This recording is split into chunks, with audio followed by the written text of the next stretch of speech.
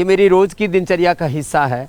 मैं भोर में उठ कर के सबसे पहले गौ माता को ग्रास देता हूँ और उसके बाद अपना आगे का काम प्रारंभ करता हूँ।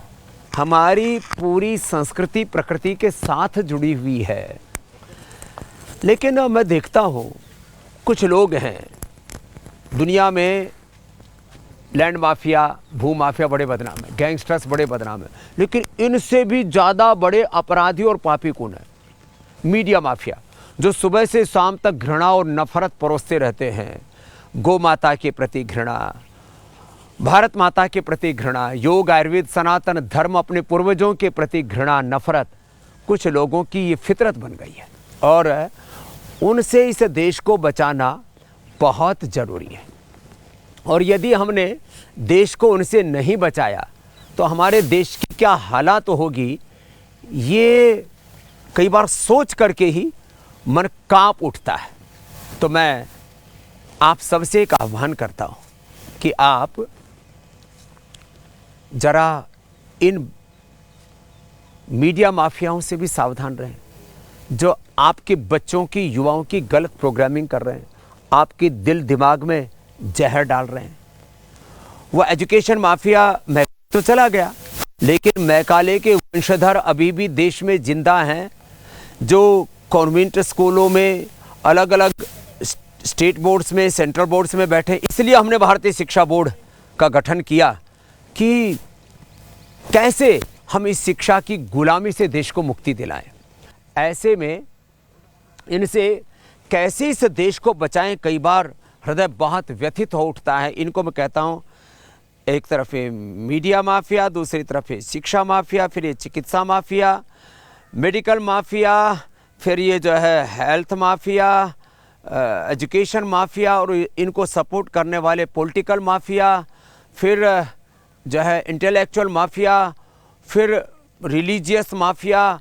आदमी को समझ ही नहीं आता वो क्या करे और क्या ना करे, और कैसे अपने आप को, कैसे अपने बच्चों को, कैसे अपने समाज को और इस पूरे अस्तित्व को इनसे बचाए। तो मैं आज आपसे एक ही आह्वान करता हूँ, ये शिक्षा की गुलामी, ये चिकित्सा की गुलामी, ये आर्थिक गुलामी, वैचारिक सांस्कृतिक गुलामी, रोगों की नशा की गुलामी, ग्लानि और कुंठाओं का ये जो पूरा षड्यंत्र चल रहा है, इस दौर से इस भारत माता को बचाने के लिए अब हमें दो ही काम करने पड़ेंगे। एक तो आप थोड़ा घरों से बाहर निकलिए, सुबह 1-2 घंटा तो सभी निकल सकते हैं, और जो रिटायर्ड हैं वो तो और ज़्यादा समय दे सकते हैं। 1-2 घंटा घरों से बाहर निकलिए, योग कीजिए और कराइए। योग करना और कराना और योग को जीना।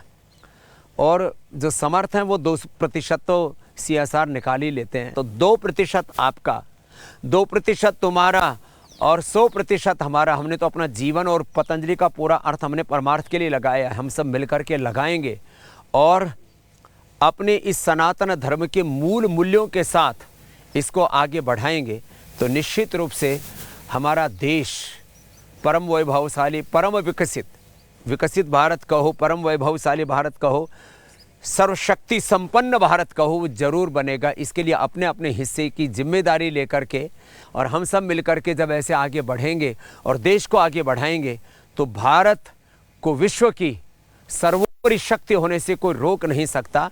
बस इसके लिए एक हौसले की, एक हिम्मत की, एक शौर्य, वीरता, पराक्रम की ज़रूरत है।